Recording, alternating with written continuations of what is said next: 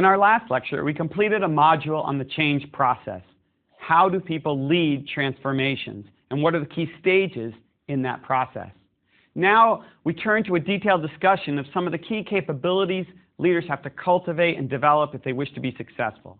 We're going to begin that discussion with a pair of lectures on motivation, first focusing on extrinsic motivation, then turning to intrinsic motivation in our upcoming lecture.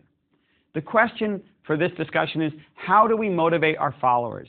Specifically, what techniques work and which don't work when it comes to using extrinsic rewards to try to drive an organization to higher effectiveness.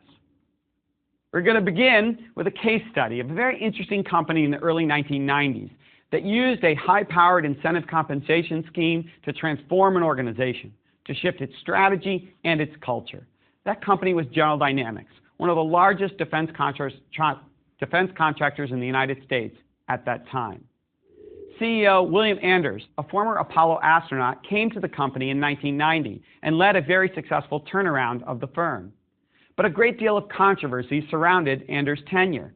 He implemented a compensation scheme that was controversial. In fact, 60 Minutes did a program on it, and it was very critical of his focus. Many people argued that he was pursuing short-term objectives at the expense of long-term goals. Yet, he managed to save the firm from bankruptcy, and he positioned it to be very successful in the defense industry over the past 2 decades. In fact, it's been one of the highest performing aerospace companies in the world since Anders' time there in the early 90s. Now, what was the situation that he inherited? Had things become very difficult? In fact, the company, perhaps was facing bankruptcy. It had reported an $811 million loss right before he became CEO. It had become burdened with a high amount of debt, large operating losses, and many experts worried that it couldn't service that debt, meaning that it wouldn't be able to pay its interest. Anders was a former astronaut, but also an accomplished executive. He had worked at Textron as well as General Electric under Jack Welch.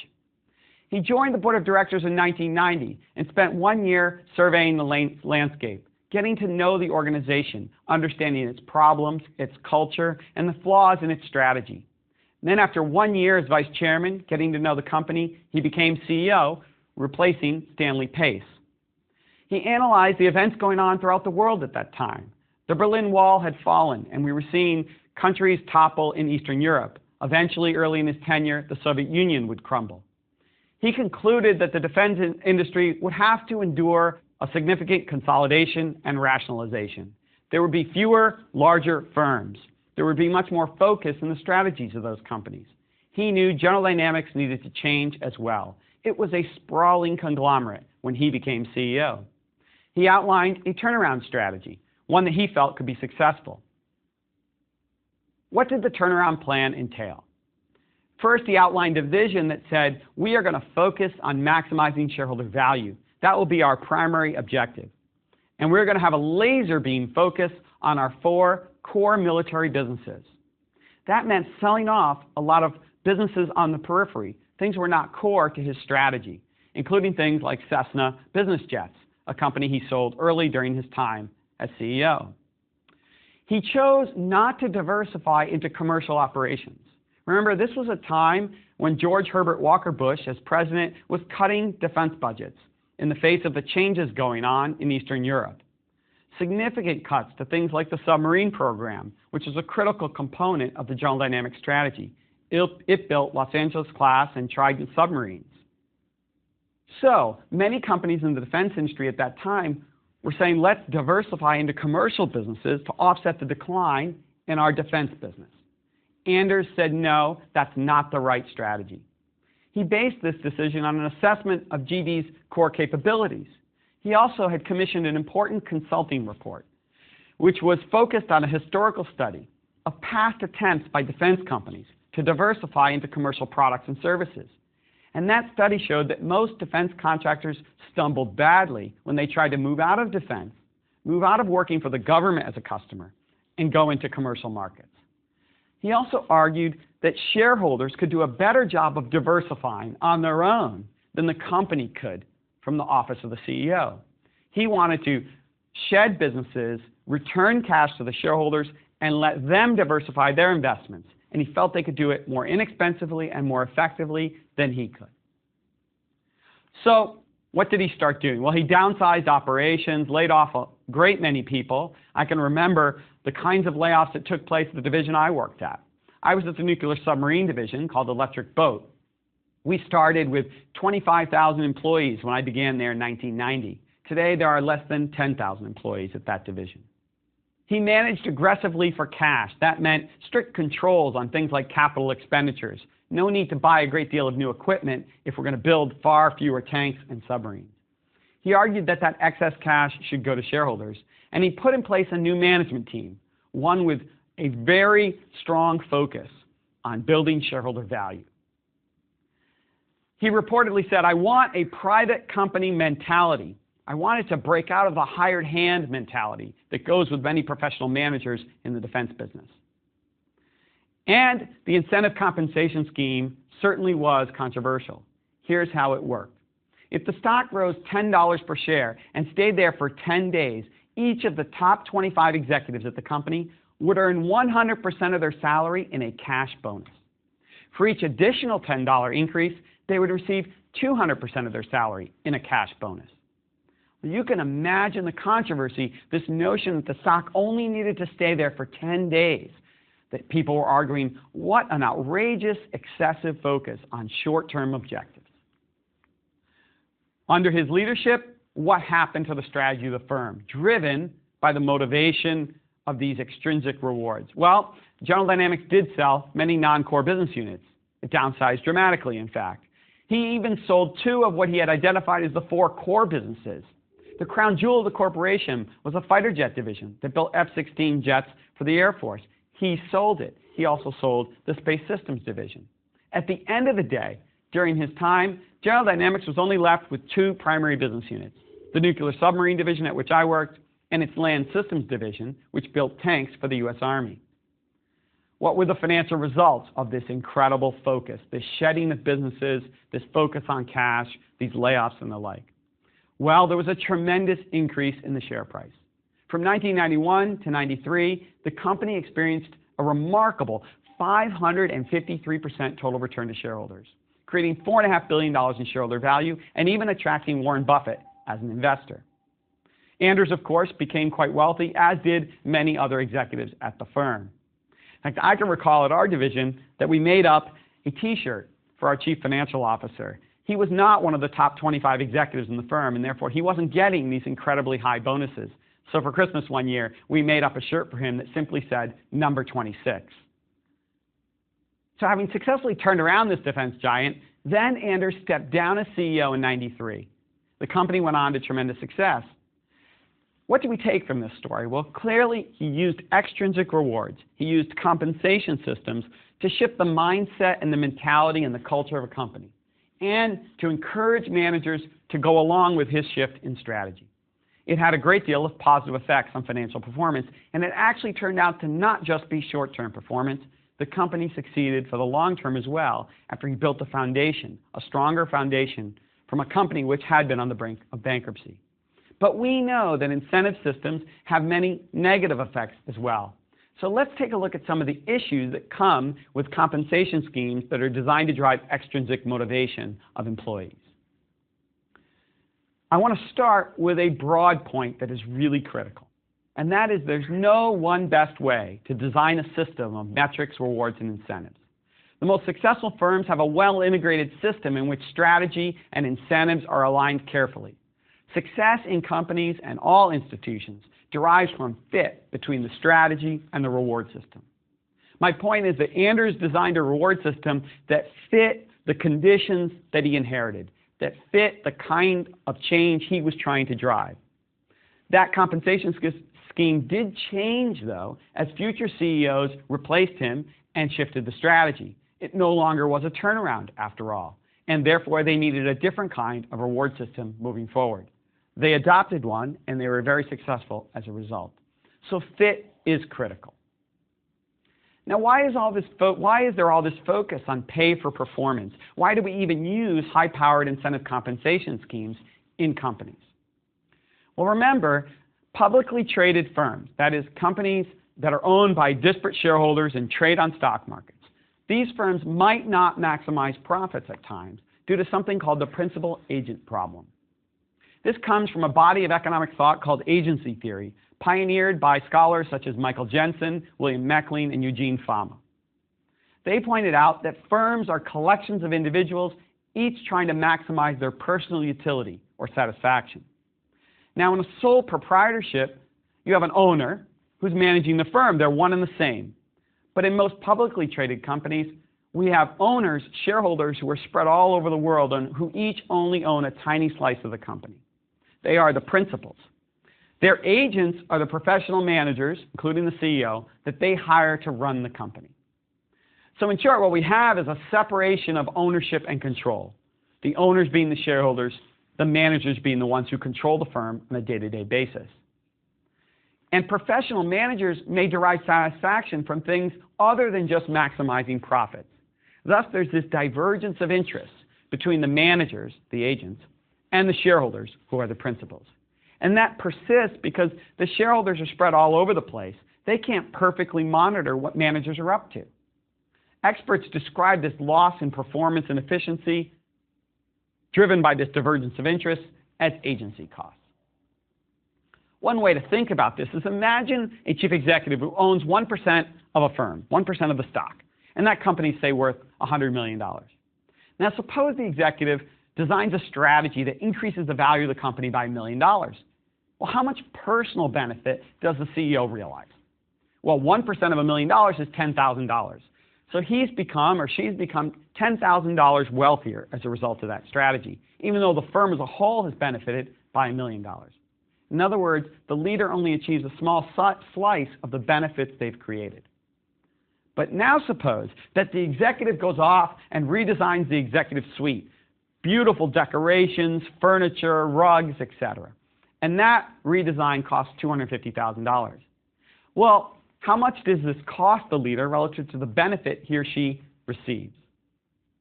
Wow, think about it. 1% of $250,000 is just $2,500. So they've only become $2,500 poorer by virtue of engaging in this redesign of their offices. Yet, they receive all the benefits, $250,000 of value in the sense of this wonderful work environment they've created for themselves. So shareholders are paying for benefits the executive consumes. This is an extreme example, but we know that this divergence of interest exists. Many studies have shown that executives do take actions that are not consistent with maximizing profits for shareholders because they care about things beyond simply the wealth of those owners.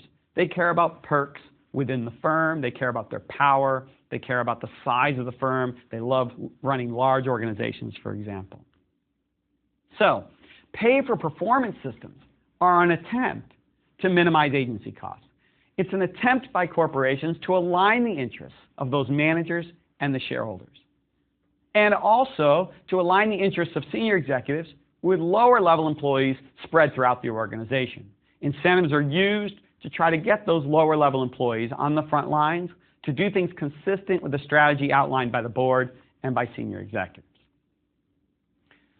So, it's important to note that compensation represents one component of what we call extrinsic rewards.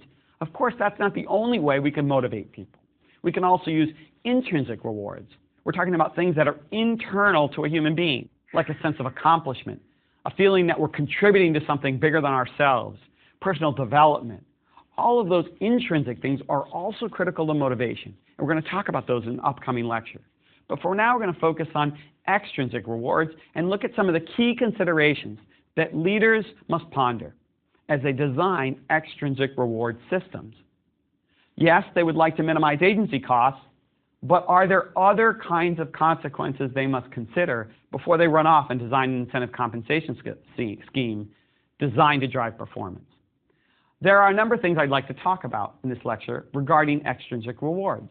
I'll start with the law of unintended consequences, something that burns many leaders when they're designing reward systems.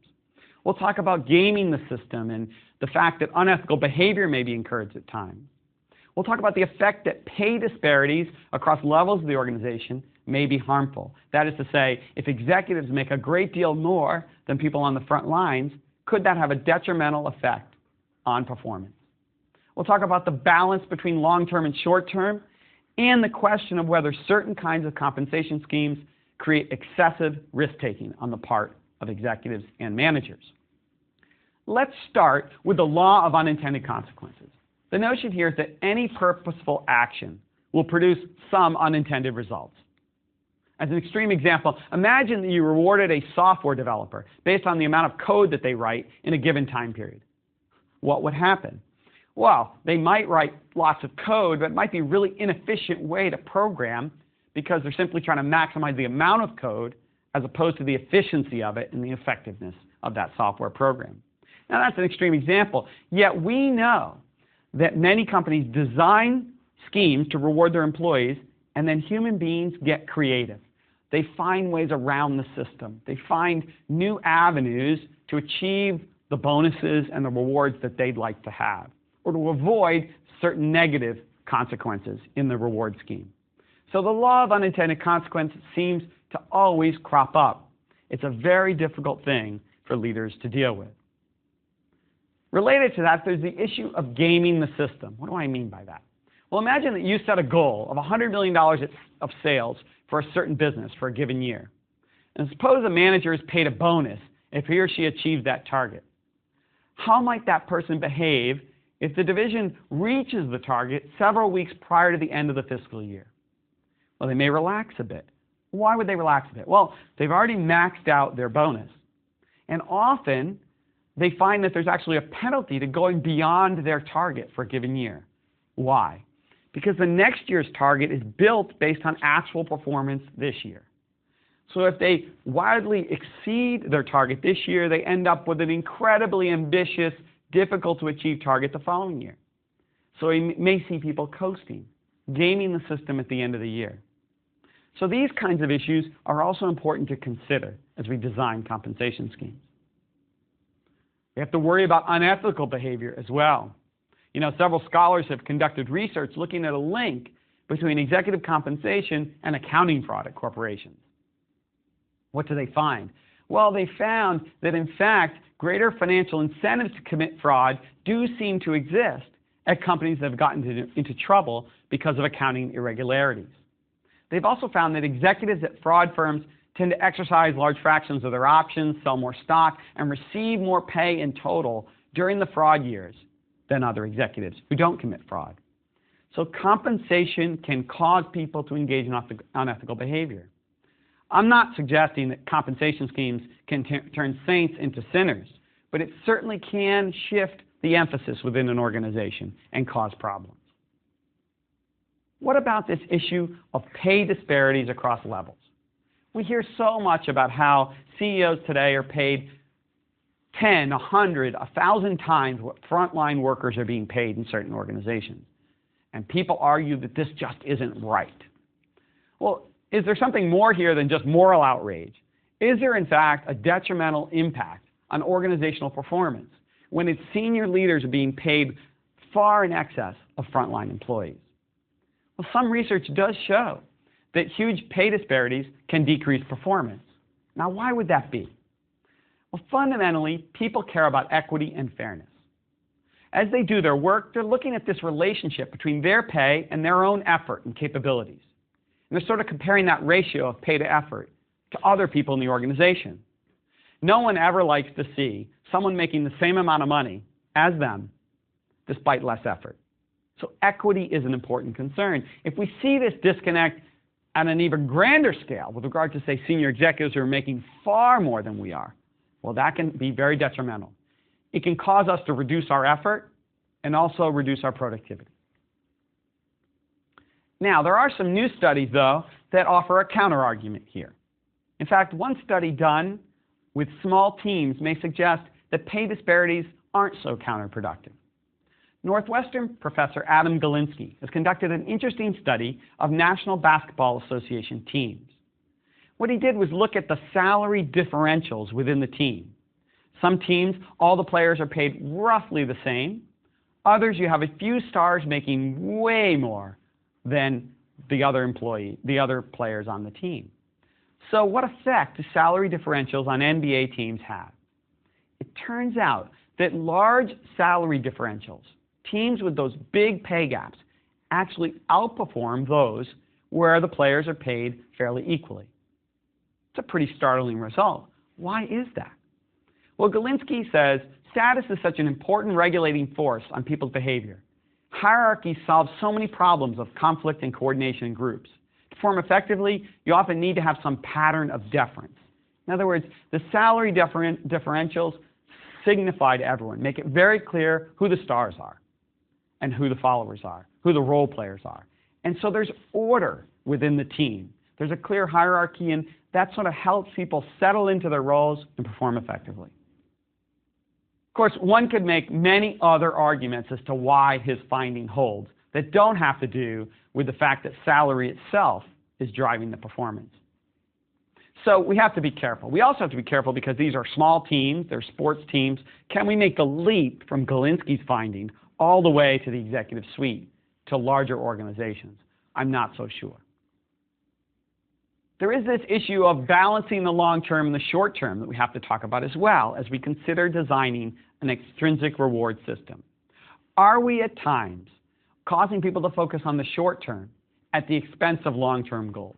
For example, many firms have discovered that the schemes they use to compensate their sales force have resulted in salespeople pushing lots of inventory down onto retailers so they can meet short-term performance targets. And then those poor retailers are stuck with all of this inventory, some of it becoming obsolete, that salespeople have sold to them in an effort to meet their own targets. At the end of the day, the retailer's relationship with that product firm becomes harmed. So there's long-term detriment to the firm from this sales force behavior. And yet it's happening because they're trying to meet short-term objectives. And lastly, there's the issue of excessive risk-taking. Lots of companies use stock options as a key element of their extrinsic reward system. An option is the right but not the obligation to purchase a stock at some predetermined price, otherwise known as the exercise or strike price. When a firm gives its employees options or its leaders options, then that manager has a great deal of upside if he or she can perform well, cause the firm to do well. But what's the downside? Very little. After all, that option is only worth a few dollars, perhaps. And if the firm experiences huge losses, well, the most they can lose is that couple of dollars that the option is worth. If the stock goes up, they might make hundreds of dollars on each option they hold. So that disparity, that disconnect between the big upside and the limited downside may mean that people are rolling the dice. Why not? Take risk. If we win, we get a huge upside. If we lose, there isn't that much downside. So options and other forms of compensation that are used often do cause people to roll the dice far too often. Perhaps that's some of what we saw during the Great Recession of 2008. So how do we build more effective extrinsic reward systems? I'd like to talk about a few elements that we need to sort of balance as we consider the appropriate design of our reward and punishment systems within institutions. As leaders, we need to think about the extent to which we want to reward individuals versus teams. Remember, if we're trying to get people to collaborate and cooperate, if that's critical to an organization's success, then we need to provide incentives for them to collaborate, which means we may want to use more team-based rewards rather than individual rewards. That is to say, you do well, you get compensated, you receive rewards if your team succeeds, not just if you succeed. But we have to be careful because there is the issue of a free rider effect. That is to say, if I'm being rewarded on how well my team does, I may slack a bit because the team will make up for it and I'll still get my reward. And that clearly happens. I mean, I see that with my students all the time. I always worry on team projects in class. Will there be a free rider? Will someone ride on the coattails of stronger team members who do all the work and yet they all receive the same grade? For me, I use a team evaluation system, a peer evaluation system at the end of the semester, so that students can evaluate the contributions of their peers so as to combat the free rider effect. We can do the same sort of thing in companies as well. We also have to think about the issue of internal versus external benchmarks. Many companies focus on budgets as the basis for how they then reward people. Did you beat your budget? The problem, of course, is budgets are often very internally focused. We build them based on how we did last year. We're not even looking sometimes at what's going on in the world around us. We're focused on doing 3 or 5 or 10% better than last year's results. And that's how we build next year's budget. And then from that budget come the targets upon which we build our reward scheme. Very, very problematic at times. We want to make sure our targets are focused externally when we build reward systems.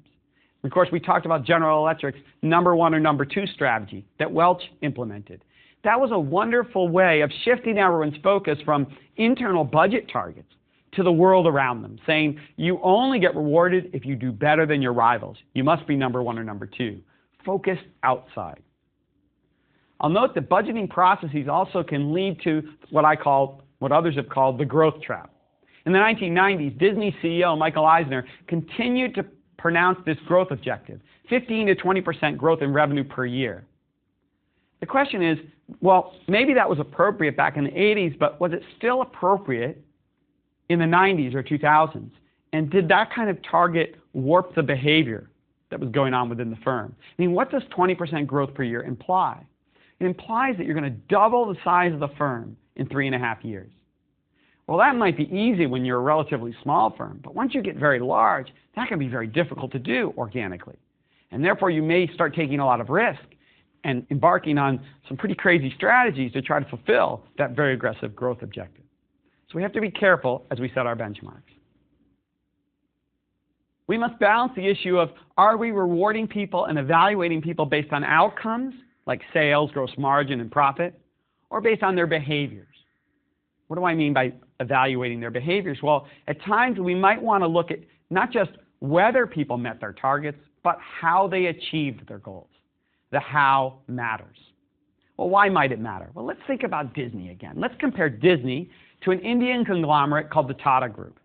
The Tata Group produces many, many different products that are in some ways totally unrelated, everything from automobiles to cement, hotels, tea, all sorts of things. Disney, of course, operates a set of businesses that are much more closely linked, highly related. Theme parks, movies, television, and those characters, of course, are linked. They're everywhere. They're in each of the product lines. They are the common resource that's leveraged across the company. So which one of these companies should emphasize behavior-based evaluation a bit more than the other? Which one ought to perhaps use team-based rewards a bit more than the other? Well, at Tata, we don't need collaboration across the units because each of the units is so autonomous and so independent. So we can focus more on rewarding people on outcomes and looking at each executive's own individual performance. But at Disney, we want them to work together, to leverage the characters to create synergy across the units. So we might want to look at team-based rewards, and we might want to focus on the behavior of individuals. After all, they might be doing things within a unit that don't help their own unit, but really help another. So the movie business may do some things that are wonderful for the theme park business. That movie manager, that movie executive doesn't realize all the benefits of their actions. We still want to reward them if they're being so helpful to the theme park business or the television business. So, in closing, how do we test, how do we evaluate an extrinsic motivation approach? How do we know if our reward system is appropriate for the organization? I would challenge you to ask yourself 3 questions when you're thinking about how to reward employees or followers of any kind. First, how does the reward scheme affect behavior and performance in the short run? Are we meeting our targets? Does this help us meet the targets that we've set out in the near term? Secondly, how does this reward scheme affect behavior and performance in the long run? In other words, can we sustain high performance using this particular scheme of rewards and punishments? Often we'll find that systems that work in the near term are simply not sustainable over the long term. And lastly, does the context we create, does the reward scheme that we've created enable us to adapt our strategies and innovate and be creative over time? Some reward schemes are very good at driving efficiency and productivity in the near term, but they're not very good at encouraging people to think outside the box, to be innovative and creative.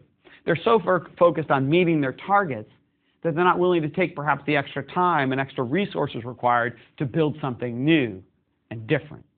And that's an important element of sustaining an institution's success over many years.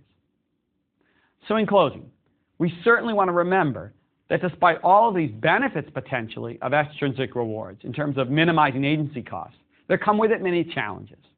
Moreover, there are many other human needs, other motivators, besides extrinsic things like pay and promotion and the like. People are also motivated internally, what we call intrinsic motivation. And that's what we want to explore next in our upcoming lecture. I'll close with a quote from Donald Trump, someone who you would think would be very obsessed with extrinsic rewards. Yet he once said, "Money was never a big motivation for me, except as a way to keep score. The real excitement is playing the game." Well, I don't know if we can believe whether Trump doesn't care about money, but we certainly can recognize that even Donald Trump is driven by internal motivation as well as extrinsic rewards. And so we need to understand what the drivers of intrinsic motivation are. And that's what we'll do in our upcoming lecture.